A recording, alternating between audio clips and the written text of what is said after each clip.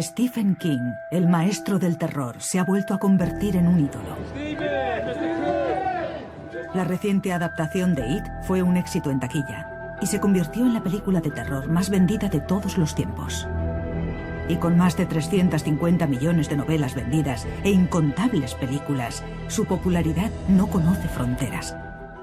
Es un gigante de la ficción americana.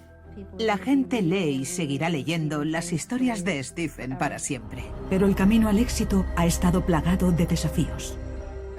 Si era alcohol y podía metérmelo en el cuerpo, lo hacía. Los problemas de Stephen King con el alcohol y las drogas llegaron a tal punto que su familia organizó una intervención. Descubriremos cómo su niñez y su ciudad natal influenciaron sus creaciones.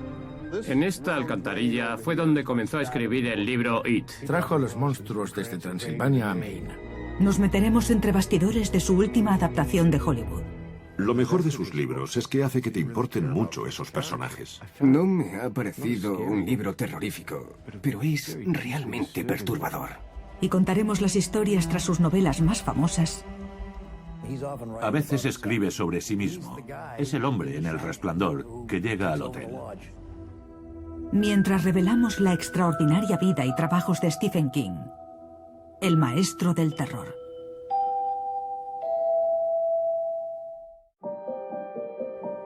Stephen King es el autor más amado de América. Su trabajo ha sido adaptado en innumerables películas.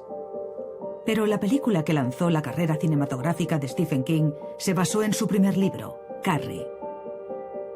Es la historia de una chica impopular que cuando es acosada en el colegio descubre que tiene terroríficos poderes. La película está protagonizada por Sissy Spacek, John Travolta y Nancy Allen y fue todo un éxito en taquilla. Todos nosotros, de alguna manera, no digo que seamos como Carrie, pero hay una época, cuando somos adolescentes, en la que nos sentimos extraños y diferentes. Y puede que no lo digamos en alto, pero todos podemos vernos reflejados en ello. La capacidad de King para impresionar está presente en la secuencia inicial de la película, que es desgarradora y a su vez polémica. La vemos al principio menstruando en la ducha. Es un comienzo extraordinariamente potente para una película. Especialmente en 1976. No creo que nadie hubiera visto eso antes en una pantalla. Fue muy valiente abordando el tema de la menstruación porque lo dice todo sobre Carrie. Comienza a sangrar y se pregunta qué le está ocurriendo.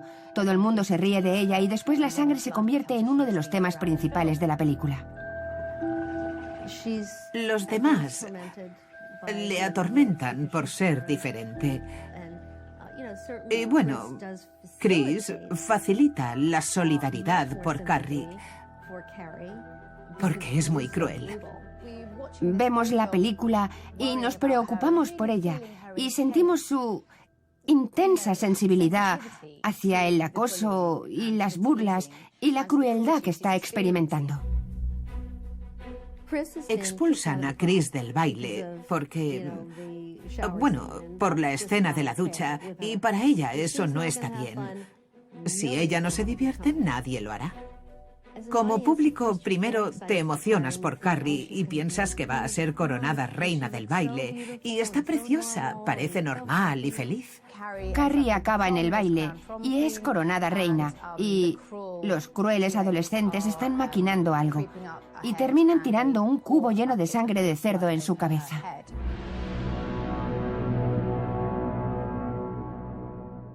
La he visto varias veces con más gente y cuando le tiran la sangre encima, el cubo, literalmente todos se quedan en silencio.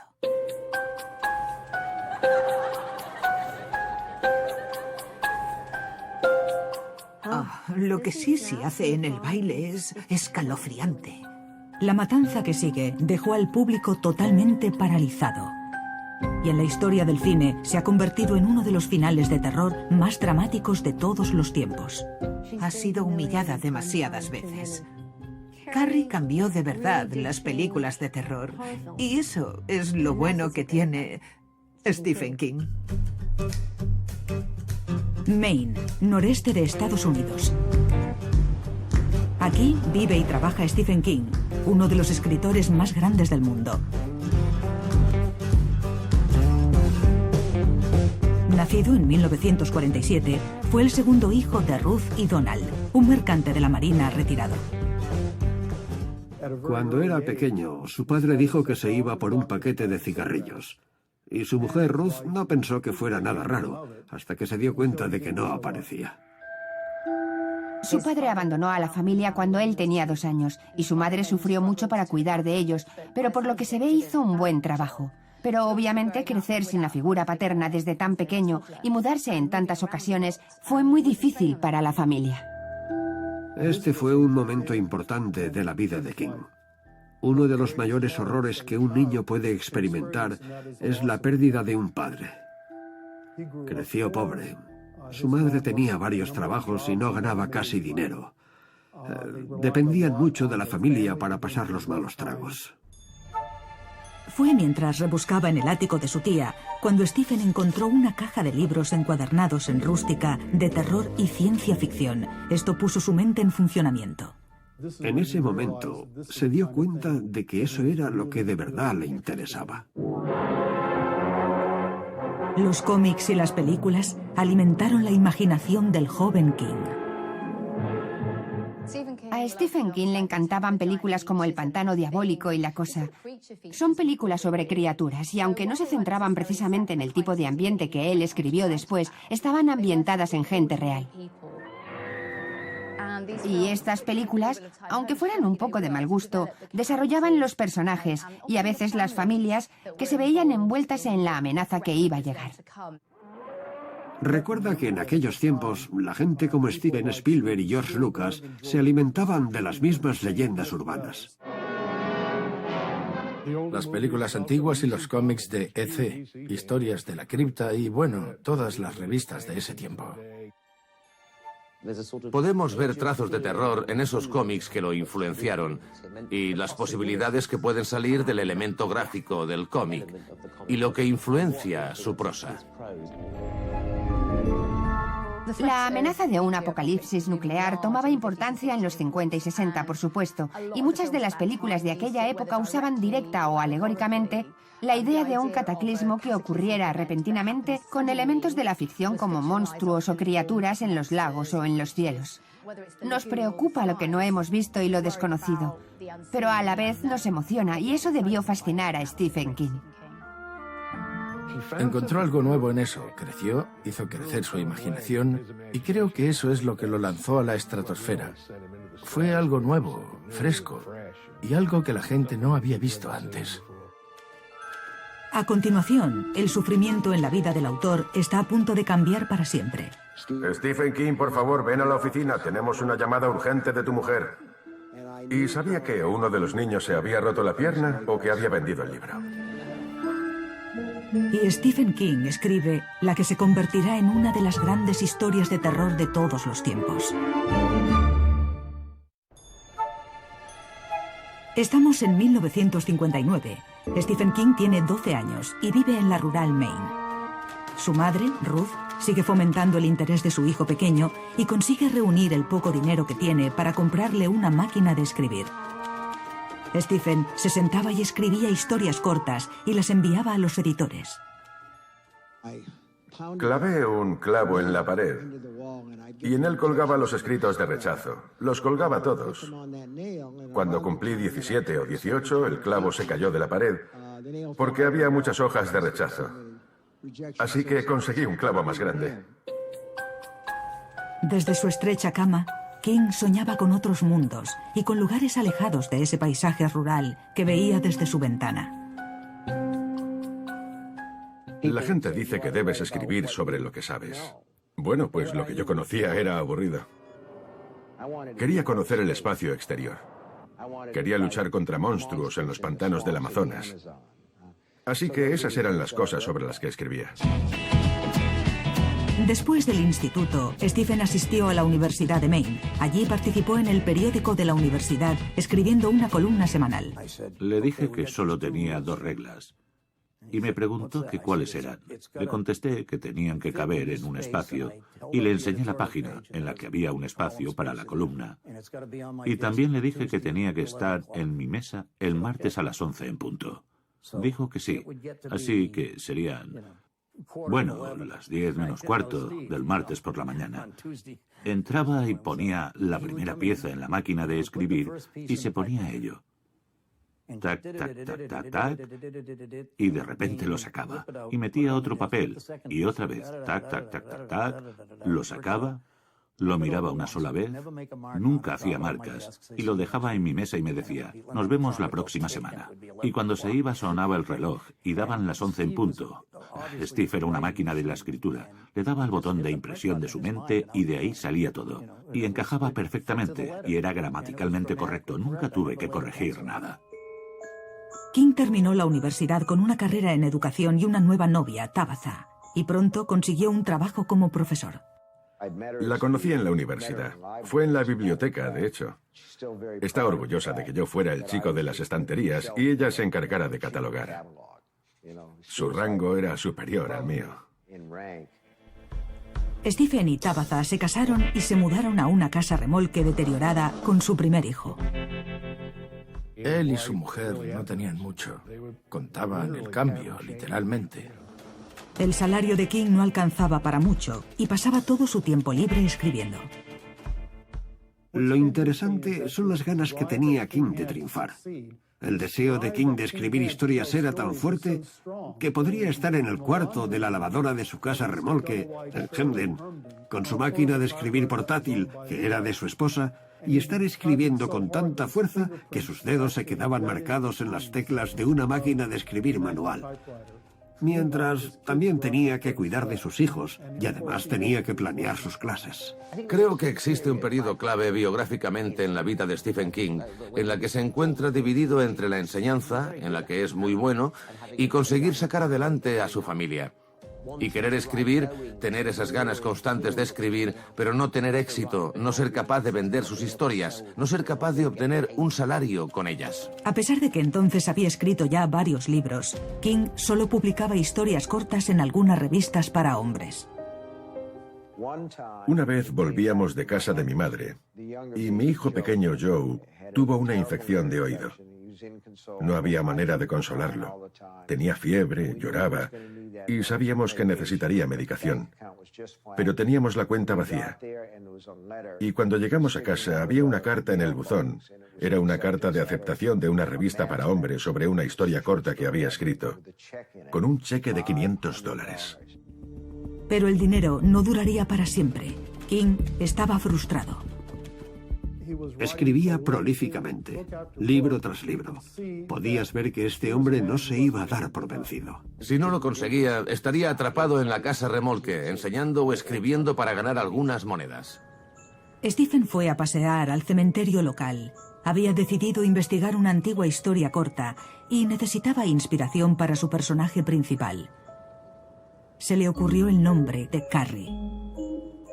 Al principio no le gustó Carrie. Escribió 3 capítulos y no le gustaron. Los tiró al cubo de la basura. Los primeros borradores de Carrie hicieron que se exasperara. Pensó que nunca funcionaría y lo tiró a la basura. Su mujer, Tabitha, lo recogió y le dijo, estás creando algo, y le obligó a continuar. Creo que pensó que sería una historia que no iba a ser muy popular, pero al final terminó siendo el principio de todo. Carrie superó docenas de rechazos antes de que el manuscrito sobre esta inusual historia llegara a manos de un editor de Nueva York. Tenemos que recordar que el editor de Stephen King estaba arriesgando, porque King era un desconocido y tardó varios libros en despegar y establecerse. La vida de Stephen King estaba a punto de cambiar para siempre. Recibí un mensaje por el interfono. Me encontraba en la sala de profesores y me dijeron, Stephen King, por favor, ven a la oficina. Tenemos una llamada urgente de tu mujer. Y sabía que o uno de los niños se había roto la pierna o que había vendido el libro. Y al final fue el libro. Y el editor de Doubleday había enviado un telegrama. En él decía, enhorabuena, Carrie es oficialmente un libro de Doubleday. Aquí tienes $2.500 por adelantado. Lo bueno está por venir. Con amor, Bill. Carrie vendió más de 1 millón de copias en el primer año y ha continuado siendo un éxito. Pude hacer unas ilustraciones espeluznantes para el libro. El artista Glenn Chadbourne ha ilustrado muchos de los libros de King, incluyendo la edición del 40 aniversario de Carrie. Es un libro triste. Y creo que todos conocíamos a una Carrie White en el instituto. Yo conocía a una, King también. Era la combinación de dos chicas.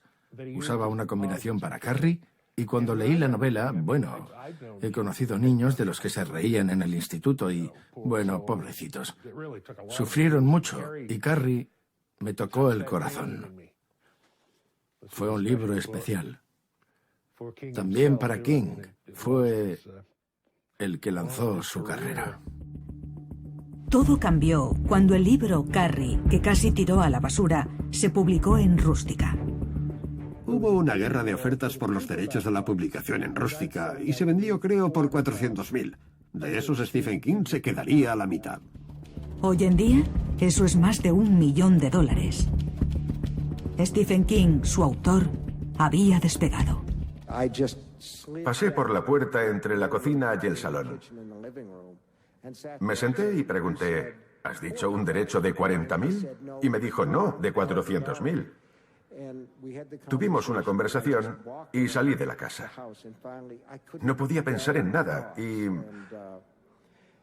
al final decidí que le compraría un regalo a mi mujer. Y fue... Esperad un momento. Esperad.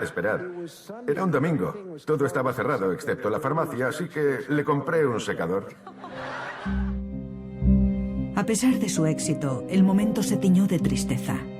Poco después de la publicación de Carrie, la madre de King, que lo había criado sola, contrajo una enfermedad terminal. Aunque no vivió lo suficiente para ver el libro publicado en forma impresa, sabía que todo le saldría bien a su hijo, como ella siempre había esperado. El librero de Bangor, Gerald Winters, es un coleccionista de ediciones únicas y valiosas de los libros de Stephen King. Tengo algunas ediciones de Carrie, el primer libro de Steve, de cuando salió en el 74. Este es el primer libro de tapa dura que salió. Esta es la edición del Club de Lectura. Esta es la primera edición de Reino Unido. Se hizo un número mucho más pequeño que en Estados Unidos, donde se hicieron 10.000 copias de la primera edición, pero aquí habría entre 500 y 1.000 porque era un escritor nuevo y no estaban seguros de si iba a triunfar o no. Carrie estaba dedicado a su mujer Tabitha y en él escribió, esto es para Tabby, que me metió en esto y luego me ayudó a salir. Convertido en un autor a tiempo completo, gracias al éxito de Carrie, los King se encontraron viviendo en un mundo en el que el dinero ya no era un problema. Compraron una mansión gótica en su ciudad natal. Stephen se sentía presionado para terminar su siguiente libro. Pronto se publicó El misterio de Salem's Lot, y después la novela que inspiró a la película favorita de los fans del terror, El Resplandor. Cuando llevó a su familia de vacaciones a Colorado, la mente oscura de King se inspiró en el mismo hotel en el que se quedaron. Stephen King y su mujer se encontraron comiendo solos en el restaurante del hotel. Cuando todos se habían ido a casa, ponían las sillas en las mesas y recogían sus cosas. Y de repente se encontraron solos en ese inmenso hotel. No había nadie más. Sonaba música espeluznante por los pasillos y de repente se le ocurrió El Resplandor. En la novela, el escritor Jack y su familia se convierten en cuidadores en invierno de un hotel remoto de la montaña. Como a King en Colorado, a Jack le persiguen la soledad y el silencio. Cuando piensas en El Resplandor, se te viene a la cabeza Jack Nicholson y Stanley Kubrick. Y yo siempre pienso en que el Hotel Overlook es el personaje principal de la película. Tiene un increíble sentido abrumador que puede advertir a la gente que va a entrar en él. Puede hacerse cargo de ellos. Me pareció espeluznante. Supo cómo jugar con el elemento claustrofóbico y me pareció que también supo utilizar el aislamiento y la atención al edificio. King le da al hijo pequeño, Danny, un poder especial, conocido como el Resplandor, que le permite ver terribles visiones de los muertos del pasado del hotel. Jack, que está sufriendo una crisis, se decide a acabar con su familia. El Resplandor es sobre una familia que se desmorona. Alcoholismo, abuso, claustrofobia. Creo que una película de terror que trata sobre personas es muy interesante. Es reconocible. Las películas de terror se basan en el miedo, así que intentan sacar esos miedos que todos tenemos. Sin embargo, King tuvo un problema con la película. Le pareció que el personaje principal de Jack Torrance, que para King era una ampliación suya, no se reflejaba como en la novela y tuvo mucho que decir sobre su descontento. Llamó la atención a Stanley Kubrick por hacer El Resplandor de Stanley Kubrick y no El Resplandor de Stephen King. Stephen King denominó El Resplandor como un coche precioso sin motor. Le pareció que en cuanto ves el personaje de Jack Nicholson, te das cuenta de que está loco y no se ve mucha progresión. En mi mente, la base del libro es que tenemos a un hombre decente y vemos cómo se va rompiendo por estar en ese lugar. Lo que sí que tenían en común el libro y la película era que el personaje principal, Jack Torrance, era alcohólico, cosa que también reflejaba la vida del autor. Durante años, mucha gente no sabía que Stephen King tenía un problema con la bebida y con las drogas. Y la gente que lo conocía muy bien sabía que sufría estas adicciones.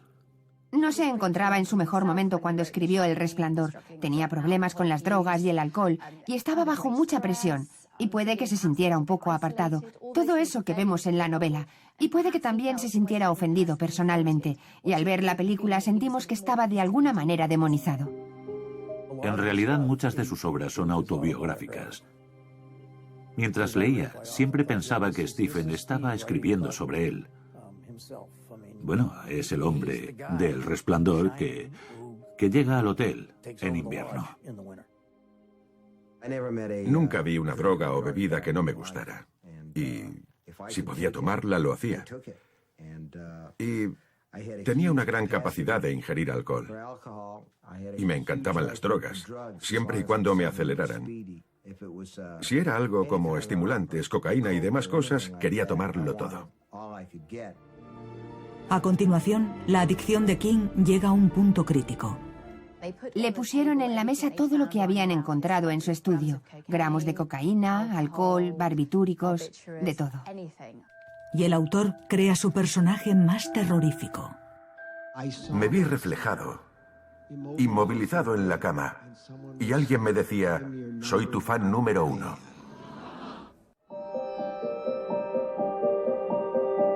Estamos en 1980. Stephen King es ahora un autor multimillonario. Saca un libro al año.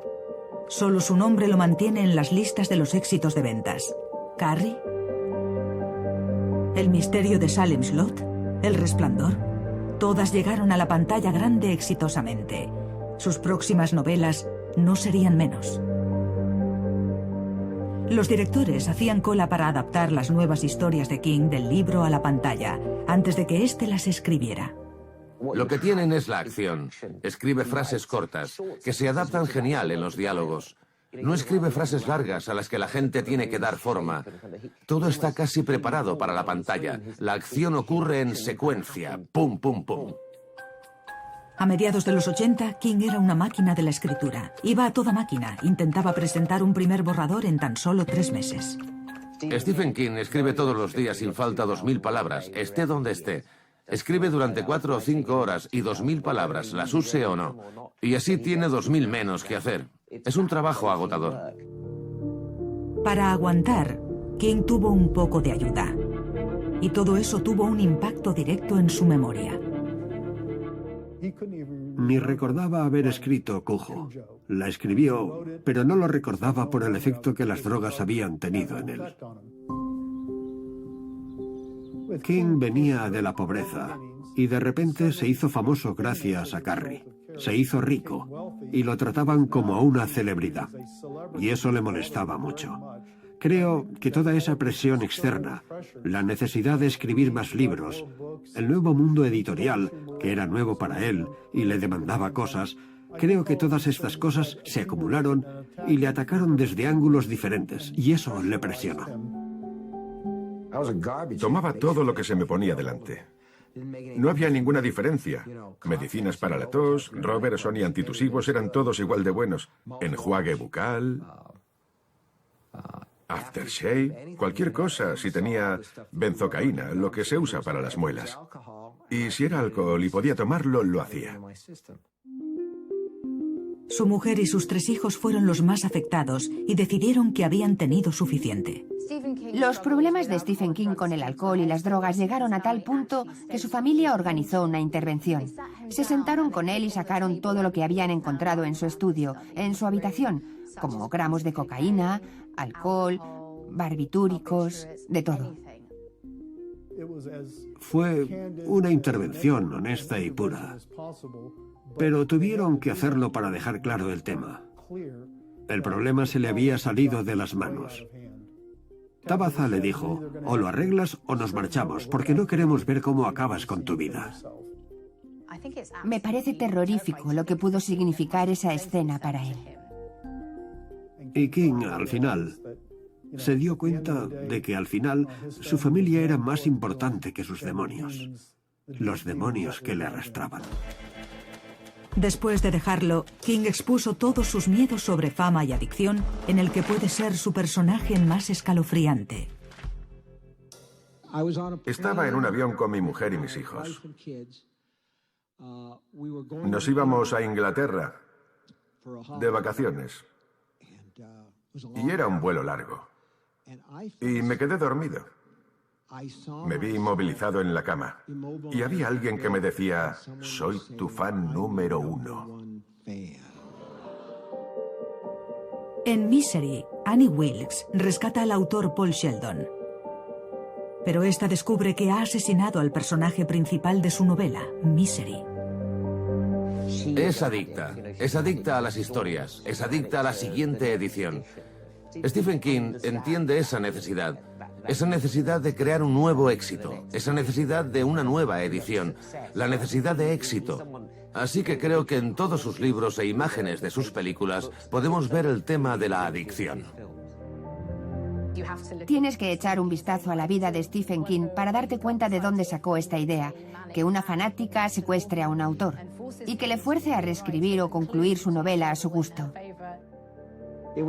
Fue una oportunidad para hacer algunas cosas diferentes. De hablar sobre las relaciones tóxicas que muchos fans tienen con los escritores. Ya sean escritores o estrellas del pop o del cine.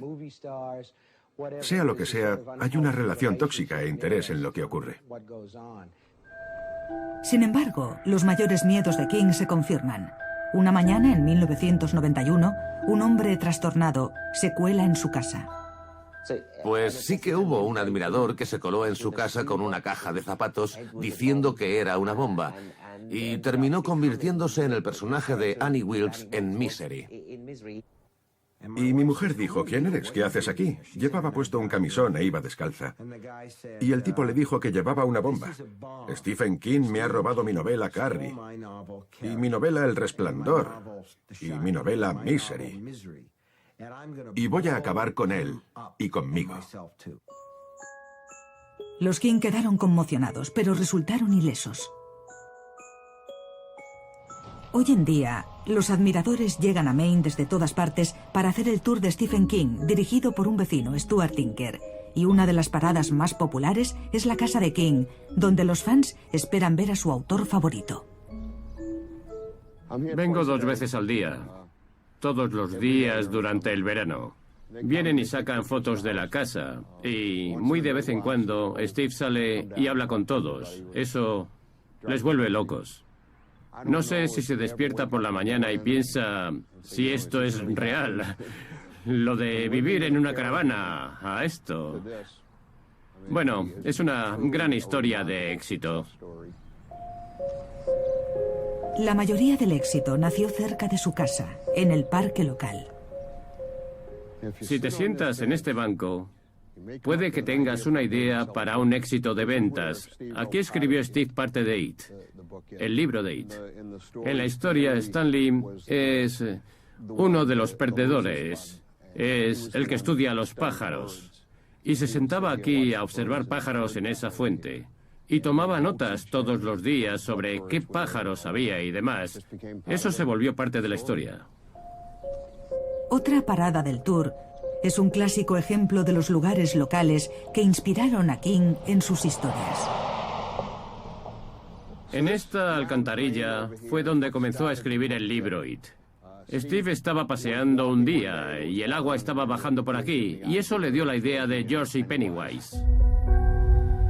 It cuenta la historia de un grupo de niños que se unen para parar un plan de asesinato de niños cuando el payaso vuelve a la ciudad. No sé cómo se le habrá ocurrido una idea así. Ha captado la imaginación de millones y millones de personas. El éxito literario de King fue manipulado por los críticos, que le denunciaron por ser un escritor de terror aficionado. ¿Que si me gusta asustar a la gente? Sí, claro. ¿Y me gusta cómo hablan de mí a veces y cómo me desestiman como escritor de terror? No, no me gusta. Mi profesora de instituto no le tomaba en serio. Escribí una reseña de uno de sus libros. Ella es lo que yo llamo una snob del terror. Me dijo que era una basura y estaba lleno de tonterías. Pero King no solo escribe terror. Cuenta conmigo y Cadena Perpetua también estaban basadas en novelas de Stephen King. Y creo que es muy interesante que dos de sus mejores libros, en mi opinión, no se encuentren en el género del terror. Basada en la historia corta El cuerpo, Cuenta conmigo relata la historia de 4 chicos que escuchan que hay un cuerpo en el bosque y van a buscarlo. Cuenta conmigo es una historia importante sobre la madurez. Los chicos comienzan la aventura, van por las vías del tren y caminan de manera inocente. Pero en realidad hay un secreto oscuro en el fondo de esta historia. El origen de esta historia fue la terrorífica muerte de un amigo de la infancia de King. Esto afectó mucho al joven niño. Un día llegó a casa blanco como un papel, porque había visto los restos de un cuerpo que había sido atropellado por el tren. Tuvieron que recoger las partes y colocarlas en una cesta de la ropa. Es sobre inocentes estallando y cambiando repentinamente. Es sobre eso, un estallido hacia la edad adulta y la vorágine de sentimientos que viene con eso, siendo la muerte la última parada. Pero para muchos, King siempre será un escritor de terror. Me miró y después miró hacia otro lado y volvió a mirar y me dijo: sé quién eres. Eres Stephen King. Eres el de las películas de terror. Bueno, a mucha gente le gustan esas películas, pero a mí no. A mí me gustan las historias de motivación, como Cadena Perpetua.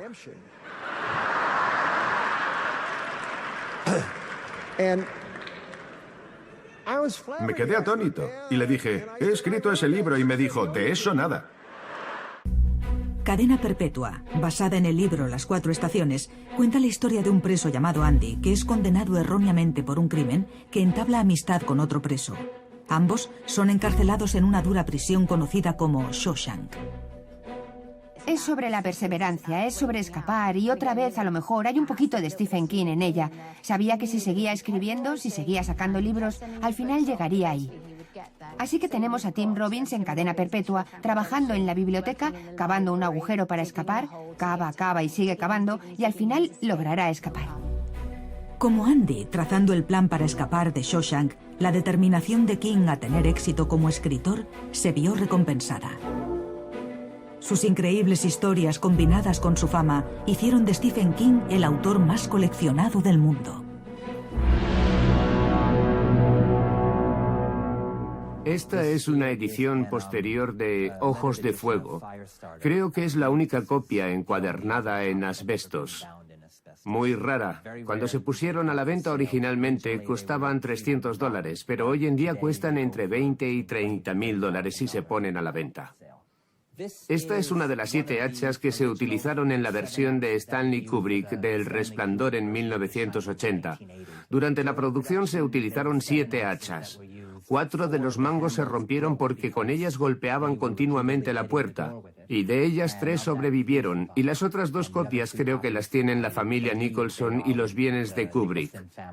Estos son borradores sin corregir de la tercera novela de Stephen, El Resplandor. Esta copia en particular se encontró en una venta de garaje en Connecticut y el propietario la compró por $1. Hoy en día esto vale mucho más de $1. Esta es una de las ediciones en rústica más extrañas de un libro de Stephen King, porque si la miras, en ningún lugar pone su nombre.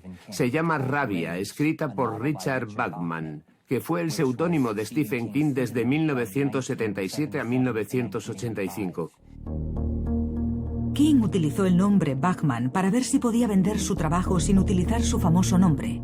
Rabia se convirtió en una novela polémica por las razones equivocadas.